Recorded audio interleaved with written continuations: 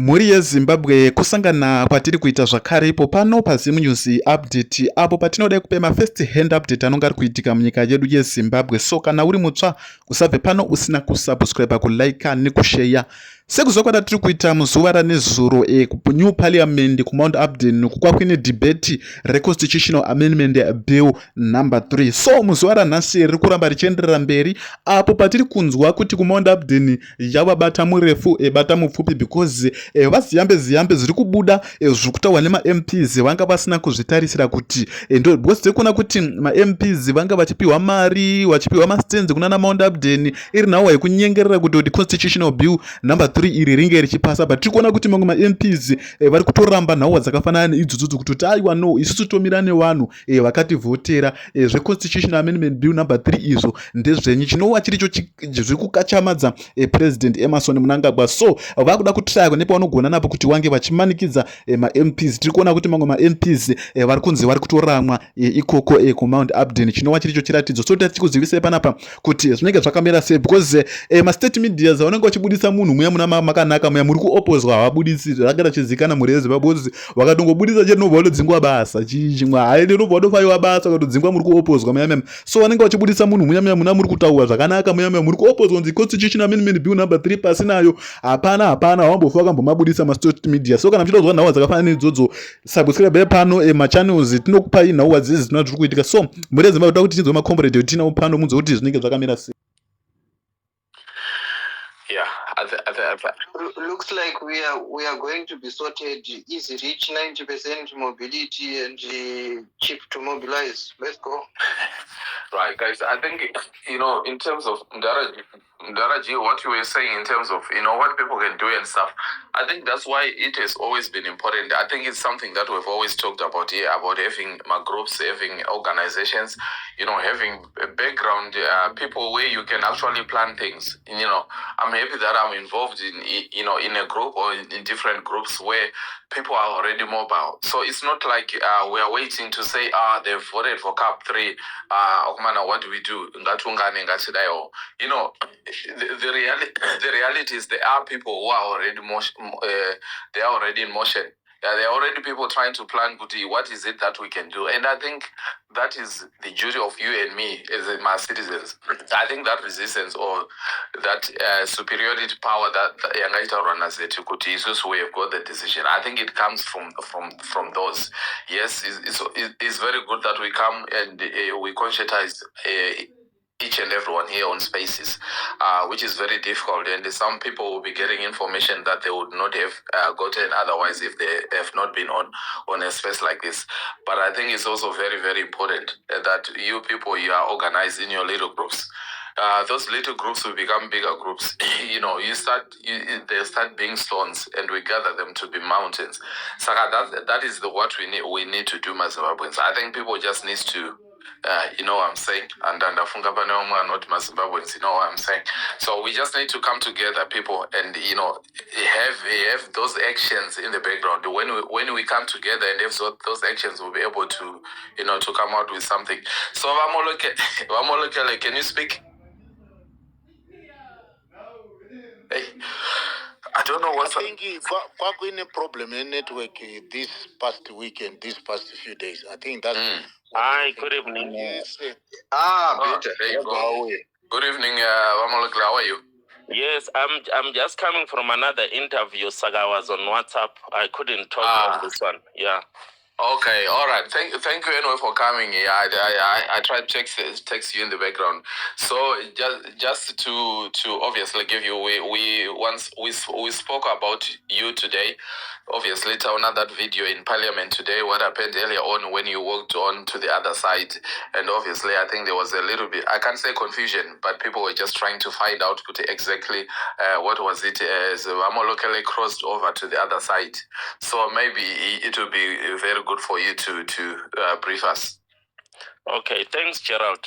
Just to clarify that Zimbabwe doesn't have the floor crossing system. It was abolished so many years ago. It doesn't exist at all. And it was replaced in a recall system. So in the floor crossing system, the parliamentarian says, I'm no longer aligned to the party that I came to parliament with. So I'm now aligning myself with a different party so that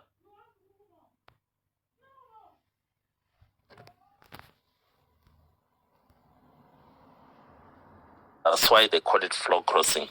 It doesn't exist in Zimbabwe. You can't floor cross. But it was replaced by the recall system, where the political party says, Honorable Speaker, the following member is not aligned or is no longer aligned with our party. He's now ceased to be a member of our party. So we're recalling him. That's what happens in Zimbabwe. So floor crossing doesn't exist. But just to give you a context, the number of ZANU-PF MPs are such that today, because there was a huge turnout, those who came late started to look for chairs to sit in parliament until they decided to say, let them cross over to the opposition side where there is so much space. So they started to cross over to our side, and we were very uncomfortable with that. But what I was protesting against was the fact that those MPs who came earlier and had secured seats also started to cross over. And I interpreted to mean that they were trying to dilute us and neutralize us. Because after the minister started doing his speech, we were doing point of orders and we were booing him where possible. And maybe they felt they needed to use their numbers to overrun us.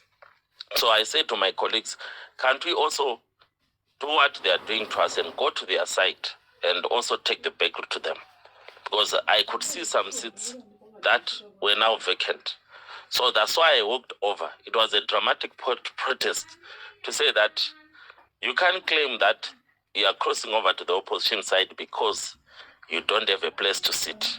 So I went to the very center of the ZANU-PF side to prove that they are deliberately leaving their seats to increase their numbers on the opposition side. And then it becomes harder because they will be cheering for the minister on the side of the opposition. So that was the whole point. So lazy journalism just to talk about floor crossing, lazy journalism just to talk about all sorts of ridiculous things. Unfortunately, the clip that was shared, it didn't give the context about what had happened earlier on. It just shared that particular moment. But it ended up becoming fake news. But at the end of the day, I've tried to clarify. Even now, I've just been talking to ZimI, explaining, and they've pulled down the story that they shared, which was totally misleading, because it was now claiming that I'm a Jameson Timber MP, claiming that I ignored Chamsa's advice to withdraw from Parliament, a lot of nonsense. So I said there's no need for such kind of... So they have updated the story. If you go to ZimI, you'll see that they've given me a chance to explain what was happening. And hopefully Zimbabwean journalists can do better, because at this critical time, people are sensitive to news and to information. Unfortunately, Gerald is 18 past 10 in Harare, but I just wanted to say something before I go to bed.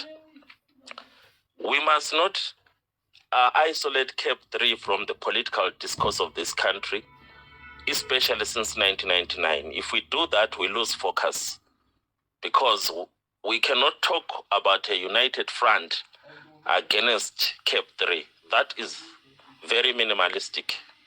That is a failure to acknowledge that there is actually Cape 2, and Cape 2 occurred in the 9th Parliament. And as a victim of that Cape 2, I find it difficult to understand that people can have a strategic alignment that is only focusing on Cape 3. Amendment Bill number 2 was the first phase of what we are seeing now. And the foundation of that bill was the Supreme Court judgment of March 2020. And we do have people in our midst who corroborated and collaborated with ZANU-PF to enforce Cape 2, which removed the running mate clause. And now, this is the finishing touch with Cape 3, because we're resolving the succession issue as ZANU-PF using Parliament. We're abusing our national institution called Parliament of Zimbabwe to resolve ZANU-PF succession. ZANU-PF is ignoring its own constitution that allows them to elect their own new leader next year. They're supposed to have a Congress and elect their own new leader, but they are abusing the Parliament of Zimbabwe to finalize their own succession issues. So in our midst here, there are people who voluntarily sacrifice activists recalled them in the last parliament and collaborated with ZANU-PF.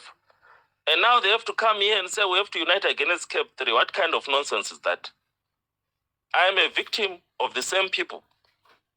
Some of you are not aware that I was actually chairing the Higher and Tertiary Education Committee, and I was removed by these very same people. And then my colleagues were not so lucky, were actually removed from parliament altogether. These people have never repented in public. They've never apologized to the people they've victimized. Now they are attacking CAP 3. What kind of nonsense is that?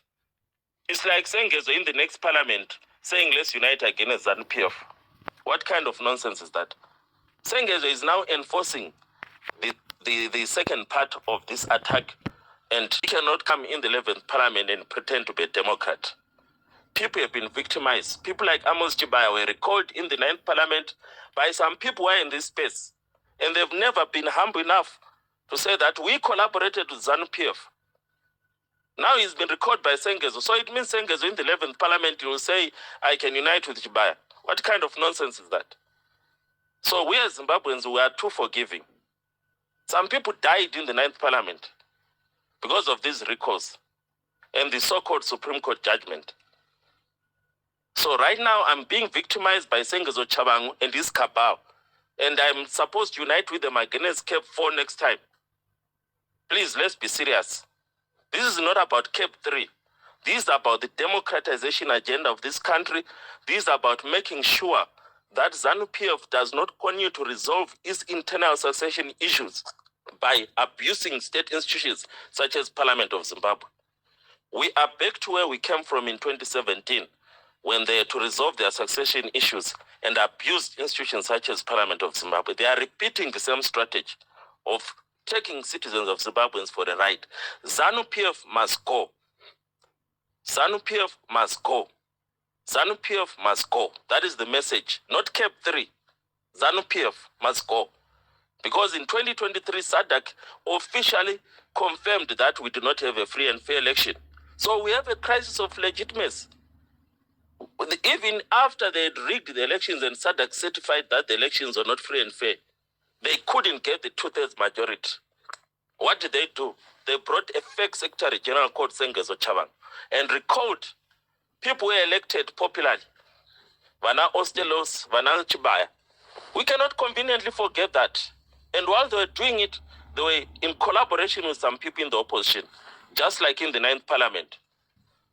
So we cannot unite with people who have worked with ZANU-PF and were abused by ZANU-PF after being condomized. They now pretend to be latter-day Democrats. They are sellouts. We must call them out, because it will encourage Sengezo Chabangu and his cabal to know how easy it is to sell out and benefit. They were even collecting the Political Parties Finances Act money for 3-4 years. And now they are back. We cannot collaborate with sellouts, because if we do that, we will encourage Sengezo Chabangu and his cabal to continue in the 11th parliament and pretend they never worked with ZANU-PF. People must apologize. People must visit people and their wives and their children and say, I am the one who recalled you. We saw these people. And one of them, I actually spoke to him after he started recalling people. And I don't want to say some of these things in public, but I am very ashamed of Zimbabweans. How do you dare collaborate? We unite with the same people who are destroying us in the last parliament. It means I'll work with Sengezo next time. He's been busy recalling people, disrupting the democratization agenda of this country. We need to call out these people. So, Gerald, we are here not because of CAP 3. We are here because of ZANU-PF. ZANU-PF is destroying this country.